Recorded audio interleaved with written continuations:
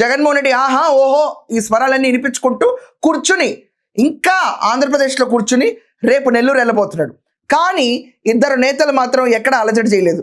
నేను వెతికి చూశాను, కనీసం విజయవాడలో అన్నా ఎక్కడన్నా ఈ కవలపిల్లలు అంటే కొడాలి వెంకటేశ్వరరావు, వల్లభనేని వంశీ వీళ్ళిద్దరూ కృష్ణా జిల్లాలో నొటోరియస్ పేరున్న ఎమ్మెల్యేస్. ఇది వరకు వల్లభనేని వంశీ అయితే ఆల్రెడీ 137 రోజులు జైలు జీవితం గడిపొచ్చాడు అండ్ బయట యాంటిసిపేటరీ బెయిల్లో ఉన్నాడు ఒక కేసులో. ఒకవేళ ఆ బెయిల్ కూడా రద్దు అయిపోయి వెకేట్ పిటిషన్ వేసి రద్దు అయితే కనుక లోపలికి వెళ్తాడు, అది వేరే విషయం. ఒకసారి అరెస్ట్ అవుతాడేమో అన్న టైంలో పారిపోయాడు కూడా.